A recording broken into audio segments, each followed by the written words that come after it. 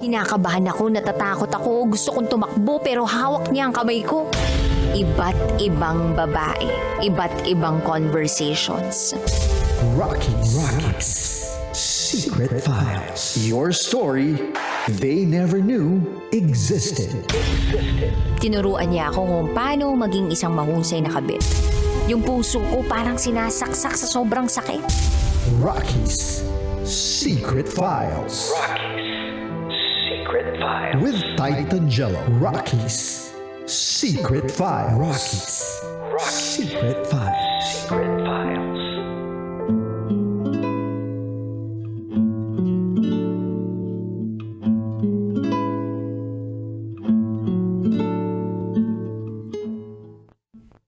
Nasaan na ba itong si Marife?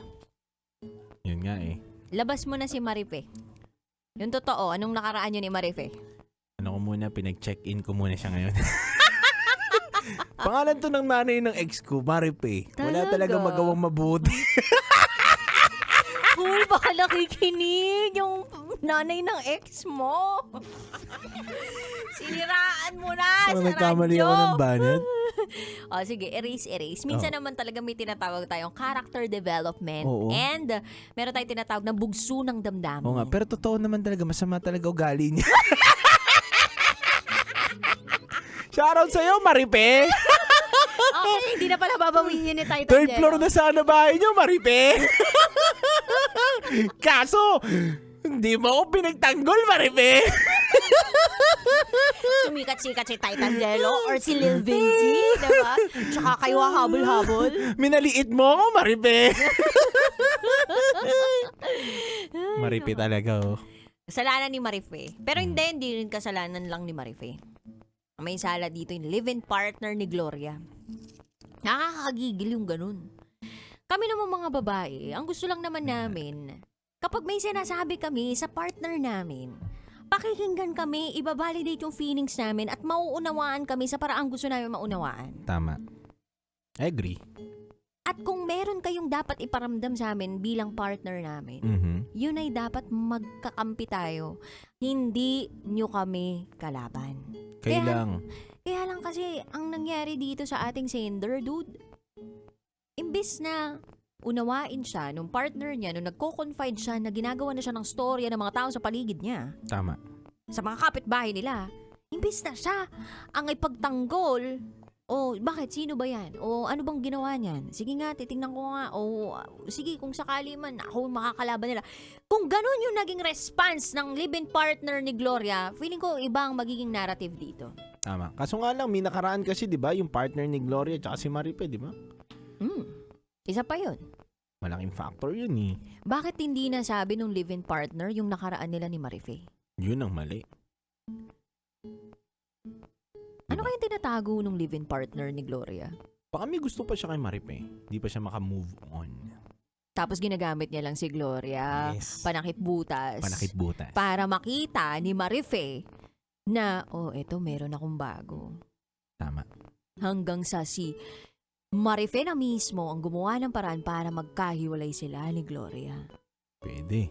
Gumawa na tayo ng storya, di ba? Bago rin yun. Alam mo, totoo yan eh. Alam mo, may mga kakilala ko na biktima ng ganyan. Nang ano? Na biktima ng naging panakip butas. Yung tipong mahal niya yung guy, kaso nga lang, parang hindi siya nabibigyan ng atensyon ng Lalaki. Yes, ng lalaki. Hindi siya nabibigyan ng tamang trato, treatment. Ang ginawa niya, nangilala siya ng ibang guy.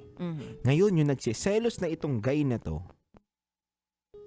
Tsaka umaksyon. tsaka umaksyon. Yung boyfriend talaga. Yung boyfriend talaga. Na parang, kaya ko rin yan. Ito talaga ako ganito. Nasa nature nyo ba talagang mga lalaki na parang competitive kayo? Ako hindi eh. Hindi depende siguro sa lalaki. Kasi kung ako, hindi ako competitive. Parang alam ko, may self-assurance kasi ako eh. Parang alam ko sa sarili ko na kung hindi mo ako gusto, ayaw mo sa akin, thank you, next. Pogi! Ganun! Lakas ng loob! Hindi! Hindi ako pogi, hindi rin ako pangit. Sadyang cute lang ako, partner. Katakot! Hindi, pero totoo. Depende sa lalaki. May mga lalaki na ayaw nilang natatapakan yung ego nila. Kasi ang lalaki naman talaga ma-ego yan tsaka ma-pride yan eh.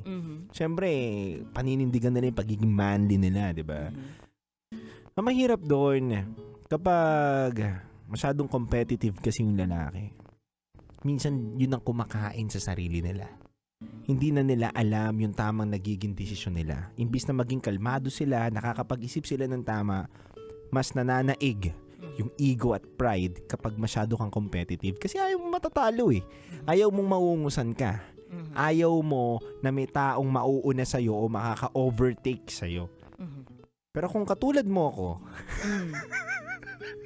totoo to, alam ko to sa sarili ko. Kung katulad mo ako, Malakas yung kumpiyansa mo sa sarili mo. At may mga lalaki rin naman talaga malalakas ang kumpiyansa. Oo naman. Kahit hindi pogi.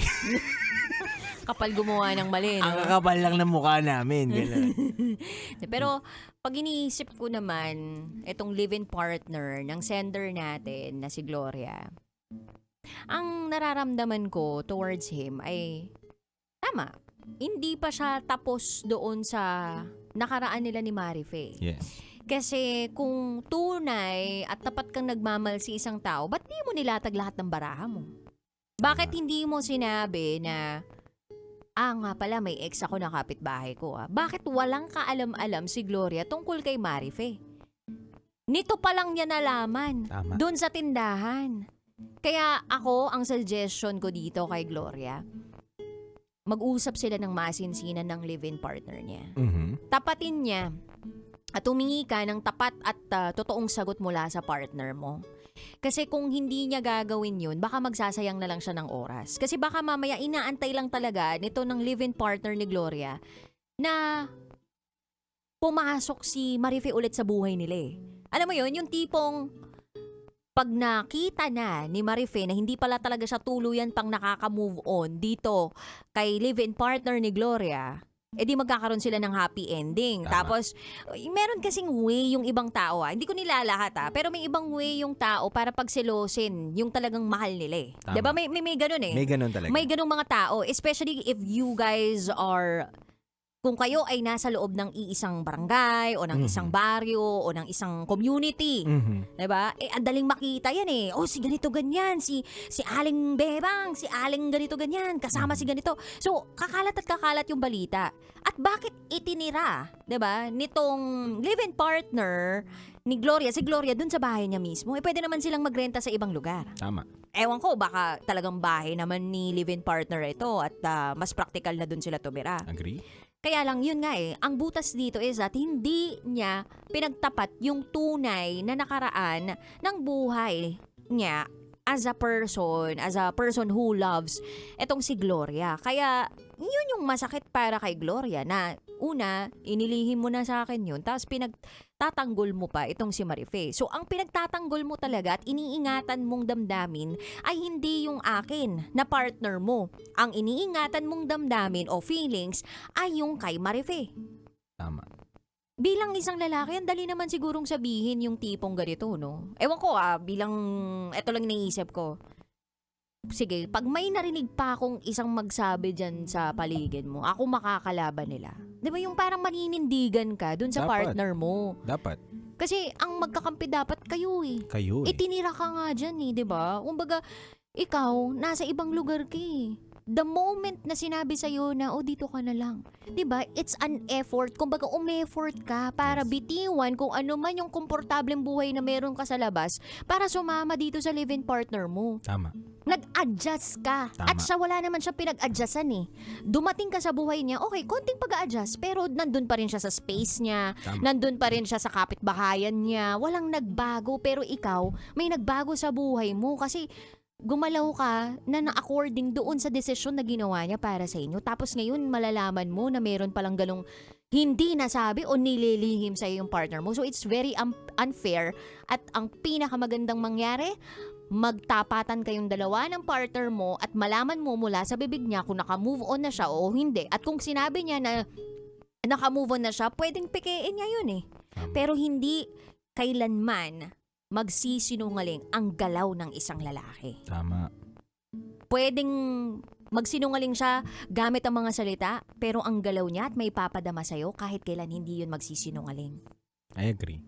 Tsaka dapat ang role ng isang lalaki, maparamdam sa ibang babae. Sa isang babae. Kala ko ibang babae. Gumaganyan yung kilay ko. Nakita mo na parang umangat agad yung umangat kilay ka ko, agad no? eh. Sa isang babae Oo. na protektado siya, safe siya, may kakampi siya. Yun lang naman ang role namin dapat eh. Na maramdaman ng isang babae o partner namin, asaway namin, na huwag kang mag-alala. Meron kang poste na masasandalan mo. Anytime, anywhere, kasama mo ako. Ganun dapat. Totoo. Pero naintindihan ko din naman, dude, na may ibang klase ng lalaki na, alam mo yung tinatawag nilang introvert or sabihin natin na, ano nga tawag sa ganun? Yung lalaki na... Nonchalant? Nonchalant! Yun yung Yeah. tawag.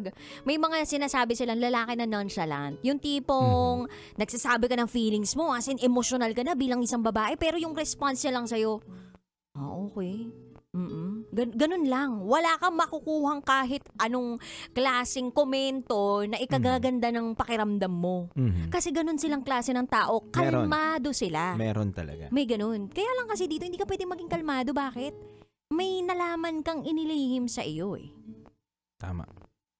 So para sa akin, kailangan timbangin ng sender natin kung eto ba yung klase ng relasyon na gusto niyang ipagpatuloy sa buhay. Kasi hindi na nagsimula sa honesty o katotohanan o yung pundasyon ng relasyon nila hindi nagmumula sa katotohanan. Maintindihan ko kung natakot siya. I mean kung may gano'n na natakot siya tapos paparamdam nung partner niya na okay sila talaga, na hindi naman yun yung gusto niyang iparamdam. Tapos talagang inilayo na niya yung sarili niya kay Marife. O kung mag-i-initiate yung live-in partner na, sige, sa iba na tayo rerenta. Yung mas malapit sa trabaho mo, yung ganun. Tama. O pwede yung ganun eh. Hirap lang na nakakasalamuha mo sa isang komunidad, sa isang street, tapos nagkakakitaan kayo, tapos may maririnig kang hindi maganda tungkol sa iyo, hindi nakakabuti ng utak. Parang bombarded ka o parang samot-saring paninira, 'di ba? To the point na parang feeling mo wala kang kakampi. Na dapat sana ang kakampi mo, partner mo, hindi yung mga kapitbahay ninyo. Kasi kahit wala ka ng kakampi dun sa mga kapitbahay, kahit wala na iisa dun eh. Basta yung nandun sa loob ng tahanan, kakampi mo, goods na yun eh. Yung uuwian mo, goods na yun eh. Pero hindi, di mo naramdaman yun. So, bakit ka mananatili sa isang tahanan na alam mo na hindi naman kumakampi sa'yo yung tao nandun? Yun ang mahirap. Tapos mapapafeel pa nung guy na hindi mo siya kakampi. Wala na. Kung ikaw ang nasa sitwasyon, Ni Gloria, hindi. Nung lalaki. paano ko i-handle? Paano mo i-handle yon kung sakaling na-miss out mo o naligtaan mo yung parte na sabihin sa kanya na, oh by the way, ex ko pala tong si Marife. Mali yun eh. Dapat hindi mo makakaligtaan yun. Ex mo nga yun. Kilala mo yun. Malay mo naman grade 1 sila nung naging Kalokohan mag-ex yun. sila. Kalokohan yun. Nag-i-event Kahit sila ng grade 1. Yung daycare nga ako. Kilala ko yung ex ko eh. Si Beverly. Beverly? Oo. Wow. Hindi mo makakalimutan yun. Kumbaga dapat, wag ka maglalagay ng taong mahal mo sa alam mong lugar na alanganin o pwede siyang mawala ng peace of mind. Kumbaga, wag mong dadalhin yung partner mo sa gubat na alam mong hindi siya mamumuhay dun pag wala ka. Ganun lang yun eh. Ako, lagi kong iniisip, kahit ako wala akong peace of mind, basta yung partner ko may peace of mind, okay na ako dun. Basta bigay niya na muna sa akin yung mga bagay na pa-segue ko. Ganun. Hoy! Basta bibigyan ng peace of mind. Ganun. Tsaka kung iisipin din natin, hindi mawawala sa buhay yung mga inggiterang kapitbahay. Totoo yan. Hindi mawawala yung mga chismosang kapitbahay. Lagi at laging merong maiinggit sa'yo. Tama. Pag-uusapan ka, Tama. hindi natin alam kung maganda yung mga bagay na sasabihin sa'yo o pangit. Pero lagi mong tatandaan na magkaiba yung reputasyon dun sa karakter na meron ka. Tama. Yung reputasyon, yun lang yung alam ng ibang tao tungkol sa iyo. Tama. Pero yung karakter na meron ka, yun yung ikaw. Tama. At yun yung dapat pagyamanin ng isang tao. Yung karakter mo talaga, yung kabutihan na meron Yung ka. ikaw talaga. Tama. Kasi kung sakali man na magkaroon naman ng ano dyan, yung tipong sabihin natin na paglilitis, o kaya, ito, magkabaranggayan na, diba? Lalabas at lalabas din naman yung totoo dun eh. Tsaka, ang pinakamahalaga, yung matutulog ka na mapayapa ka. Di ba yung tipong, pag ikaw wala ka kasing nagagawang kasalanan, o nagiging mabuti ka naman sa mga tao sa paligid mo, ang pagtulog mo masarap naman sa pakiramdam eh. Di ba? Hindi mo iisipin na, may ginawa ako sa ganito, nakasira ako ng ganito, o nainggit ako kay ganito. Pag wala kang inggit sa katawan, kaya mo matulog ng payapa eh. Tunay. Pero kapag may inggit ka sa katawan, chismosa ka, dami mong sinisira ang buhay, 'di ba? Biglang pag dilat ng mga mata mo, parang yun agad yung isip mo. Tas parang nakaka-toxic, nakakapangit. Tsaka parang G ka sa buhay. Totoo yun. Hindi ka marunong mag-chill. Mabigat yun sa buhay. Yung ang dami mong gustong siraan, ang dami mong gustong ipaglaban. Lagi kami gustong patunayan. Pangit talaga. Totoo. Tsaka hindi magbubunga ng maganda. Lahat ng gagawin mo kung meron ka lang talagang gustong patunayan sa buhay na hindi naman maganda yung nagiging intention mo. Tama. Uy, lalim niya na. Di tsaka dude, eto pa ha. Kung meron kang distractor o sabihin natin basher, Yan. eto na lang isipin mo. Sige. Ay, hindi pa ako artista pero may basher na ako. Yan! Diba? Oo, no? Paano na lang kung na-artista na ako? Kung ganun yung mindset mo, ay, ang ganda ko. Yung ganun. Ang pogi ko. Titan Jello, diba? Cute! Cute. ko. Kata-cute pag naging karelasyon. Anyway, kabisyo, sana naging masaya kayo sa usaping ito at sana may natutuhan tayo sa secret file ni Gloria. Sa mga gusto pong magbahagi ng kanilang secrets, bahagi nyo lang po sa amin yan, rakitera@gmail.com. Yan po ang aming email. Kami po yung magbabalik para sa programang Top Secrets.